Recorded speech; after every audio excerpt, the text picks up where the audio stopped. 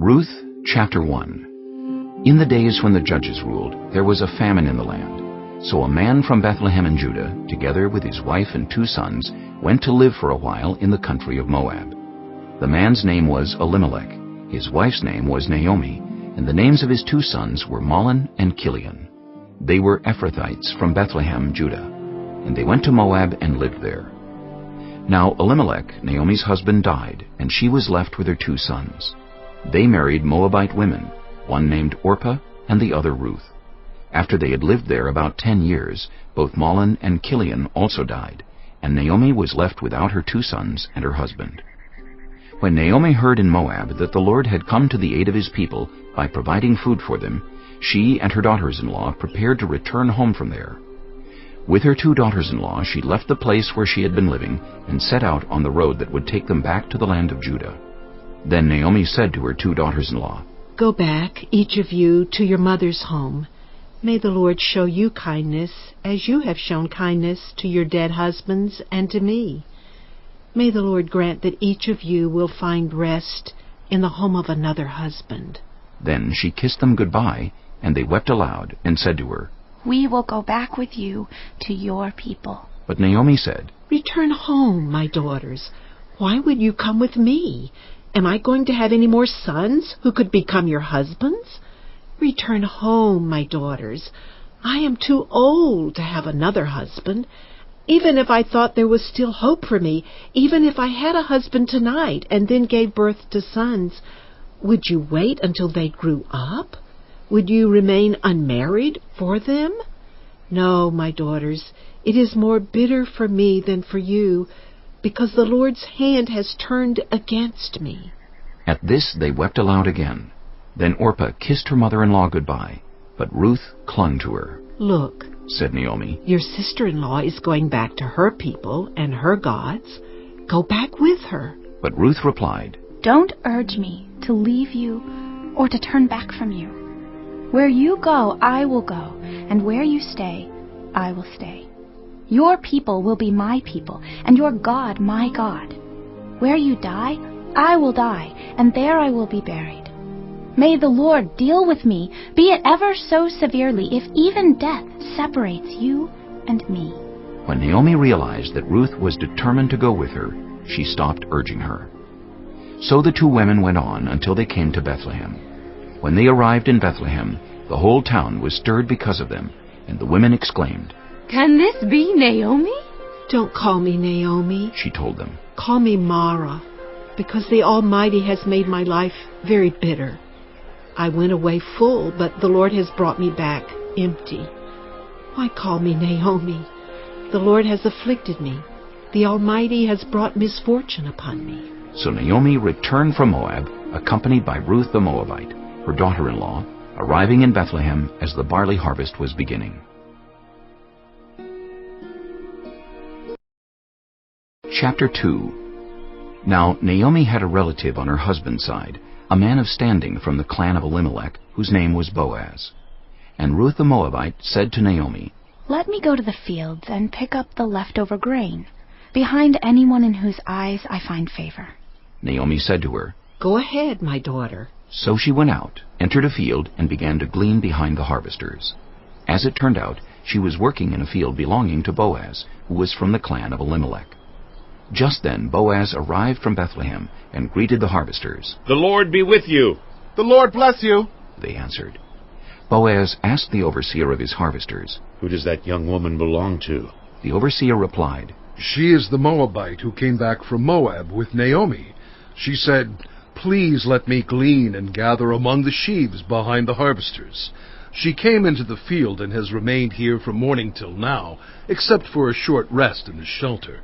So Boaz said to Ruth, "My daughter, listen to me. Don't go and glean in another field, and don't go away from here.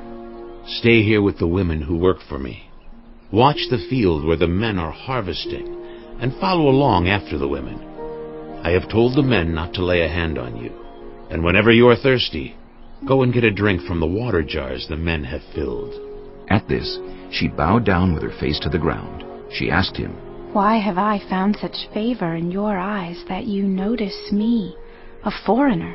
Boaz replied, I've been told all about what you have done for your mother-in-law since the death of your husband, how you left your father and mother and your homeland and came to live with a people you did not know before.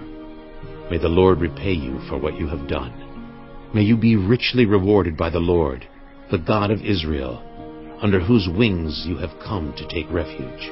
May I continue to find favor in your eyes, my lord, she said. You have put me at ease by speaking kindly to your servant, though I do not have the standing of one of your servants. At mealtime, Boaz said to her, Come over here. Have some bread and dip it in the wine vinegar. When she sat down with the harvesters, he offered her some roasted grain. She ate all she wanted and had some left over. As she got up to glean, Boaz gave orders to his men. Let her gather among the sheaves, and don't reprimand her.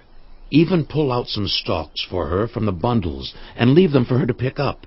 And don't rebuke her. So Ruth gleaned in the field until evening.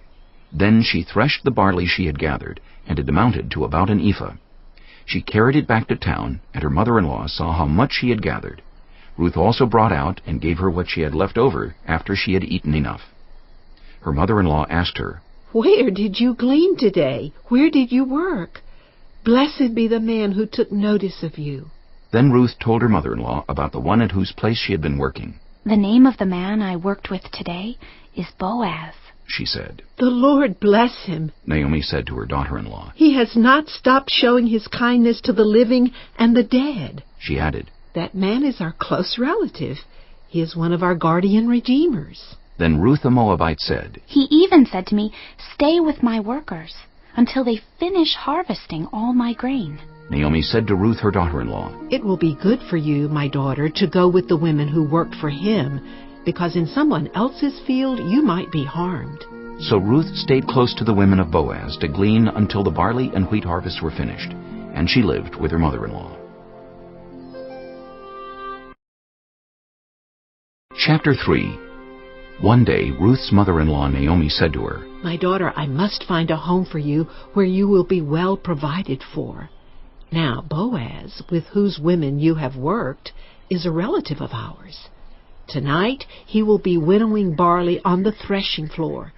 Wash, put on perfume, and get dressed in your best clothes.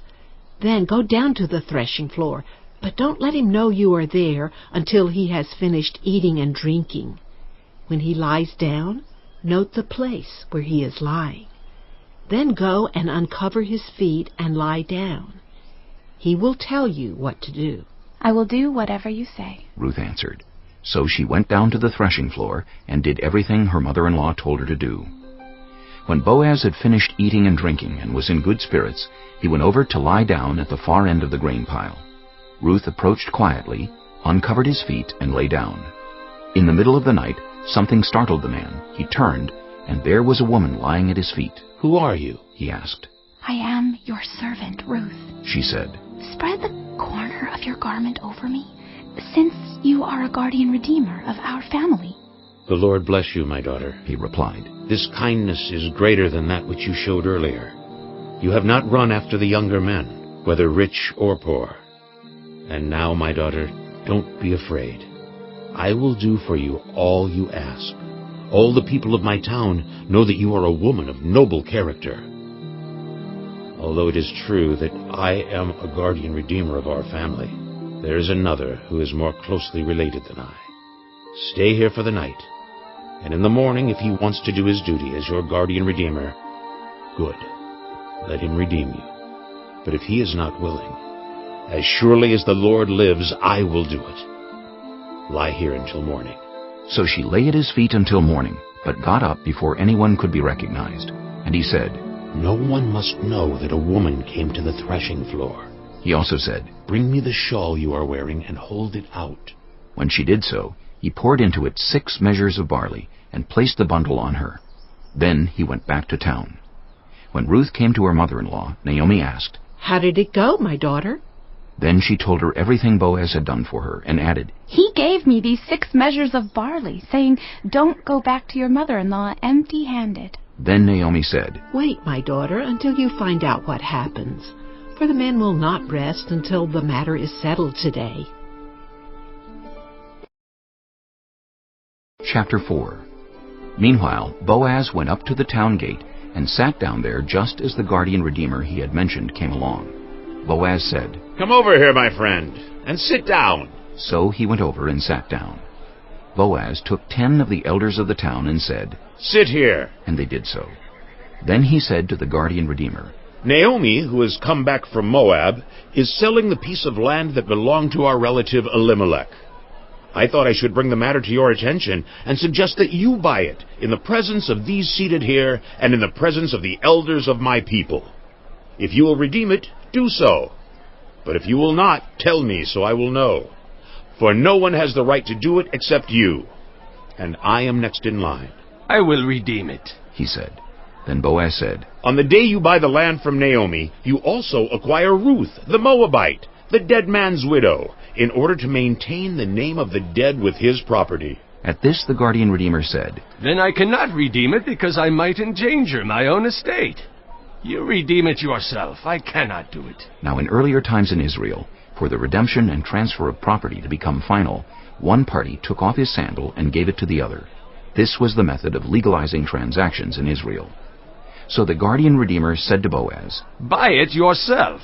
And he removed his sandal.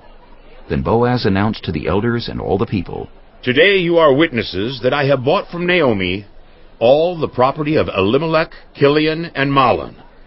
I have also acquired Ruth the Moabite, Mahlon's widow, as my wife, in order to maintain the name of the dead with his property, so that his name will not disappear from among his family or from his hometown. Today you are witnesses." Then the elders and all the people at the gate said, "We are witnesses. May the Lord make the woman who is coming into your home like Rachel and Leah, who together built up the family of Israel. May you have standing in Ephratah and be famous in Bethlehem. Through the offspring the Lord gives you by this young woman, may your family be like that of Perez, whom Tamar bore to Judah." So Boaz took Ruth, and she became his wife. When he made love to her, the Lord enabled her to conceive, and she gave birth to a son. The women said to Naomi, "Praise be to the Lord, who this day has not left you without a guardian redeemer. May he become famous throughout Israel. He will renew your life and sustain you in your old age. For your daughter-in-law, who loves you and who is better to you than 7 sons, has given him birth." Then Naomi took the child in her arms and cared for him. The women living there said, "Naomi has a son." And they named him Obed. He was the father of Jesse, the father of David. This then is the family line of Perez. Perez was the father of Hezron. Hezron the father of Ram. Ram the father of Amminadab. Amminadab the father of Nahshon. Nahshon the father of Salmon. Salmon the father of Boaz. Boaz the father of Obed. Obed the father of Jesse. And Jesse the father of David.